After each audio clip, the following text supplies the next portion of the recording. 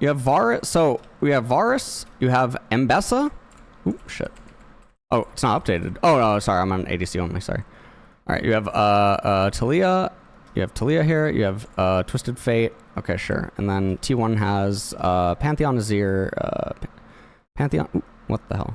Pantheon, Bard, and then Pantheon. Sorry, Pantheon. Okay. So here's the thing that's so good about Varus. This is why Varus has historically been one of the best blue side first picks ever. The reason that red side is so favored in draft is because League of Legends, while it is drafting like other TCGs or whatever, League of Legends is a complete information game in the sense that both parties are aware of what is happening. There's no like hidden cards, right? There's no black card that gets picked and you don't know what the champion is, right? And then you're forced to make a pick and then the opponents are revealed later what that champion is, essentially like blind pick or something, okay? And then obviously there's no way to even implement that because you would have to implement a variant of blind pick because otherwise they could just scroll through the champions and see which one is grayed out. So in drafting, the reason that red is so favored is because red gets to see what blue does first. And then because themes are so important in the game, you can respond to certain themes. And as soon as you respond to a theme, you can sculpt something that's even just marginally better, even if it's just like 5% better, right? Or like 2% better or something. You're still favored. And ultimately, that's all that you aim for, is being favored. Anyone that plays card games, draft is never 100-0. It's never going to be 100-0. There are going to be some absolutely unplayable drafts. You can make completely unplayable fake drafts, right? You can have 3 losing lanes that are like some of the worst losing lanes in the game, and then you can also have a losing jungle matchup where the jungler beats the other jungler 1v1 in addition to that, right?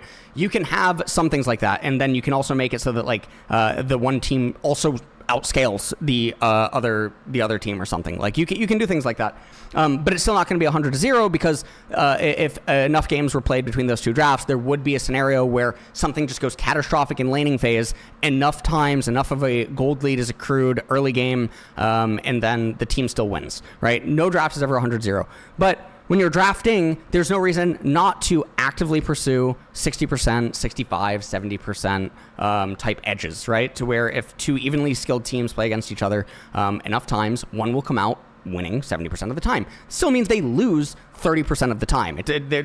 There's always going to be things. There's always going to be options and things that you can play towards and whatnot in order to win. But there's no reason not to just have draft edges. So Varus is so scary because given that drafting is a complete information thing between both parties in League of Legends, the only way to hide information is via either flex picks or champions that have multiple identities, champions that can do different things. Varus obviously has like the tank variant of Varus. He has AP Varus. Now those two very, very less common.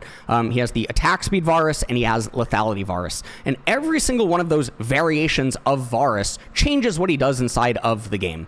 And then Varus's pairings and the way that he plays lanes and he does all these other types of things, they're also extremely malleable inside of the draft. As the draft's unfolding, Varus can like pivot and do different things. So I've always referred to this as gray champions because they don't have a dedicated theme inside of the draft. Now, what T1 does in this spot is they go Nico and they go Jarvan.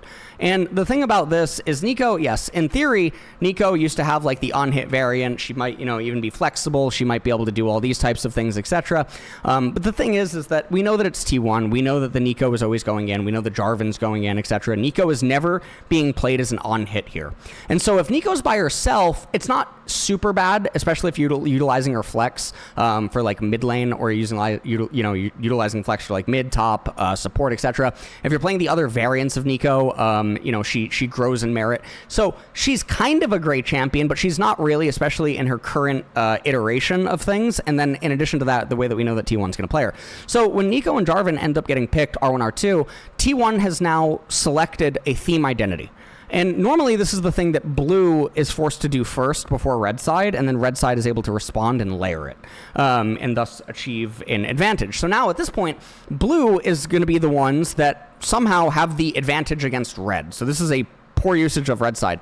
Now, as this unfolds, they end up going Rumble. So they go Rumble, blind top here.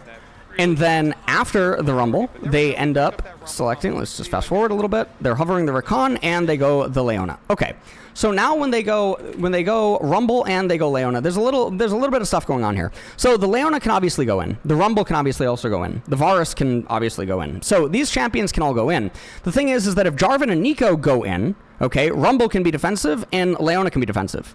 Now, if Rumble and Leona go in, Neeko not nearly as good defensively, and Jarvan not nearly as good defensively. Even though they have these modes and they have these options, they're not, like, if this was a grading card of scales or, like, power or, like, whatever, right? The defensive aspects of T1's champions are inherently worse than what AL's are. So even though AL is showing a little bit of an identity here with these champions, they're more flexible because of what they're staring down. So even though they're in the same color pie, you know, the color wheel, whatever you want to call it, and they're asking to do somewhat similar things, ALs are more flexible and able to do different combinations of that thing. And then as it passes back over to T1, they end up going Ornn. Now, the Ornn is able to follow up on the Neeko, able to follow up on the Jarvan, etc., and able to respond to the Rumble. This also provides a little bit of scaling, so maybe can bail them out of certain things that are going to go on here. The Rumble is, or the Ornn is also able to reach like lethality Varus and, you know, things like this. So this is all totally fine. Moves to the second ban phase, and then you get Poppy, Corki, and then Sylas gets banned away. So I guess the Sylas gets banned away because the Sylas can potentially be picked mid. But the thing is that I think if you pick the Sylas mid, you should actually want them to take Sylas mid, because then you know that it's going to be an AD jungler. And then it means that they have Rumble and they have Sylas with Leona, same team. Merc Treads gains insane value. You're primarily picking the Sylas because you're worried about Sylas stealing either Neeko ultimate or Ornn ultimate. But if they take the Sylas, then you get access to like Cassiopeia on R5.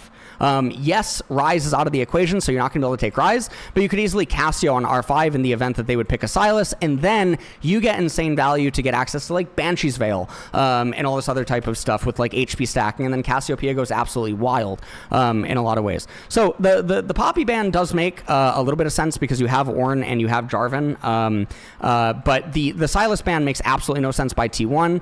And then here you have Corki gets banned away, and then their final ban is Sivir, which was the other champion that I was actually saying I thought that T1 could actually end up going.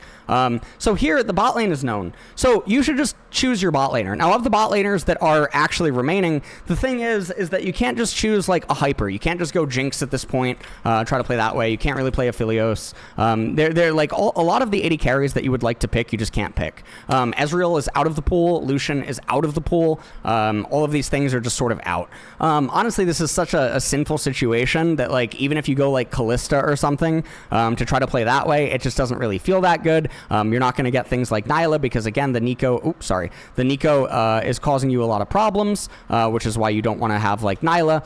So the Neeko is really pinching the available ADC pools. This might even be a point where you could actually just move Neeko to mid if you're willing to do that, but I don't think that Faker is ever going to be willing to do that in a situation. But this is like one of the ways that you could do something with Neeko. And then if you did that, then yes, then you could gain access to Jinx, then you could gain access to Aphelios, you could do things like this. Now Braum is out, but like you could do something like Kog'Maw, right? And then you could try to play like a gamble in this way. These types of things would be totally fine. You're not going to be able to do things. I mean, you could actually, I guess you could Senna and then, or you could choose like an R4 that could pair with Senna.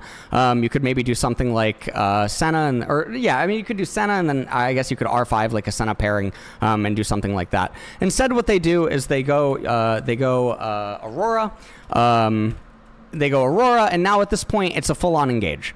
So now that it's a full-on engage, and also there's quite a bit of magic damage because it's Ornn, Neeko, and Aurora, HP stacking, magic resistant stacking, all of these things are going to be really scary, and you give the enemy team pick of the litter for R4, or B4, and B5, right? So they end up going Victor and Xin Zhao. This is like, this is a really nightmare situation because one, Victor beats Aurora into the 1-to-1. Yes, Xin Zhao doesn't have like an enchanter or anything like this, but now you have defensive Victor and you have defensive Rumble. You also have more range than anything T1 T1 has with Lethality Varus, Equalizer, Solar Flare, Chaos, Chaos Ray, Gravity Field, etc. You're able to control so much space, etc. The R5 for T1 here, they end up going MF, which is something that the casters were also saying could have been picked on R4, etc. The MF doesn't really do anything. The thing is that even with the ornaments, until you get to like 4 or 5 items and like your Ornn R Nico pick, whatever, can pop even the HP stacking of Rumble, Victor, and Xin, because you know how Zin's going to end up itemizing. Zin's also incentivized to get magic resistance even this game because you have so much magic resistance, right? So like even Cane of Crooker and Spirit Visage, these types of items become really strong for Xin Zhao when we're talking about like 3-4 items on the primary carries of T1, etc. The MF just isn't really doing a whole lot. There's not a lot of really good picks on R5 here. This is why the Aurora is such a dog-awful pick, because you let them get an angle like this where they now have a winning mid-jungle, and in addition to the fact that they're outscaling you, they're outranging you, they're beating you in themes and all this other type of stuff. Moving Nico to mid here and then taking Jinx is probably one of the better things that you can do. But then, like, as played, if T1 was going to do something like this, then what they could do is they could just MF right now, the Victor gets picked, and then if the Victor ends up getting picked, you can counter the Victor. Even in a spot like this, I don't think Faker is ever going to play like Syndra. I think playing Syndra against like Leona and everything here, even though Vacuumancer into Victor is quite nice, I think that you could definitely do other things on R5, but still counter the Victor. This is when I think like Ziggs grows a little bit in power. This is when I think also A-Soul is a nightmare because Skies Descend or whatever becomes really scary. Then you have massive scaling. You're able to slow the game down like a ton. You can still move the Nico into mid here, even against the Victor. This is actually one of the iconic matchups of mid lane where Nico actually used to be able to fare very well. And then you could choose a different support down here in bot lane. And you could try to play something like that. But yeah, T1's draft is just fuck. All right, I'm gonna. Oh, okay, and we're immediately back in the draft. So I hate talking about draft. Fuck my life. Slower than I would have expected. This is a team known for being so clutch. I think 48's personally still pretty damn impressive. It doesn't matter. Fuck. Already down. All right, are we going to see Win everything, Vedius? Nah. Are we going to see Pantheon is here.